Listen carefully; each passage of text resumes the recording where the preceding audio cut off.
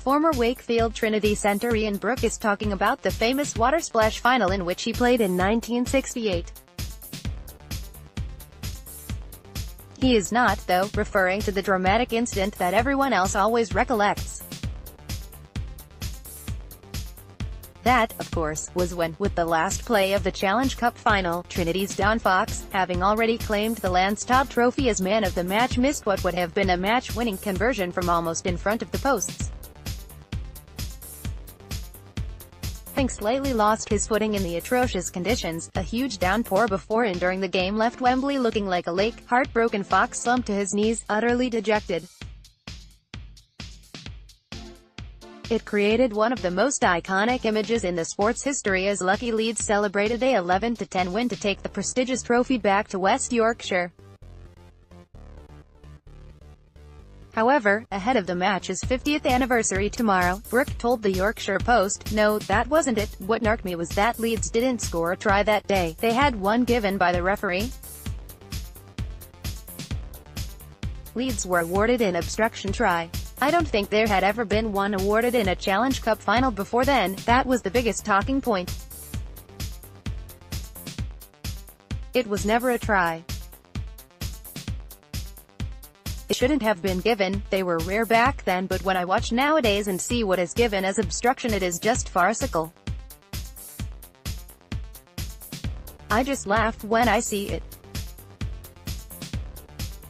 It's beyond me." In '68, though, that was the big decision, not Don missing that kick. Brooke has taken part in a BBC documentary, presented by David Woods, that will be aired on Saturday, recollecting one of the sport's most famous matches.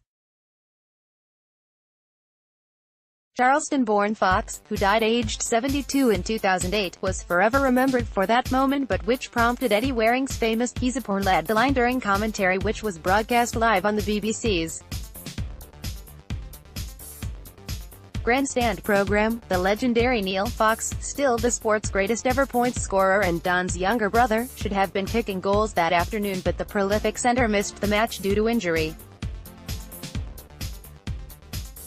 Brooke, now 75, admitted it did affect his former playing colleague in later life. He said, "It was always inside Don and he was always quiet about it. But what got to him was that it was shown every year. That kick. Every year on telly at Challenge Cup time, on and on and on. He really got upset by that, and you can imagine you would." Neil always said it affected him afterwards, but what a fabulous footballer. "I was just saying the other day how, in this age, he'd be doing 40-20ths all the time. He was that good a footballer and an absolutely brilliant reader of the game. He'd spot someone resting on a blind side, and, when I was playing as his center, he'd tell me where to run and the ball would be perfect. A lot of players now play like zombies, but he was off the cuff, too, and always looking to make something happen." Brooke, who was in his second spell at Trinity, helped the club win the championship final the week before those events at Wembley and scored in the 1963 Challenge Cup victory over Wigan. He recollected what the side said to Fox, who played nearly 400 games for Featherstone before joining Trinity. "As they re-entered the dressing rooms, we just told Don it could have happened to anyone," said the former Bradford Northern player, who also represented Great Britain 13 times. "It was a pressure kick. None of us would have liked to take it. He was a fellow professional and we just gathered around him.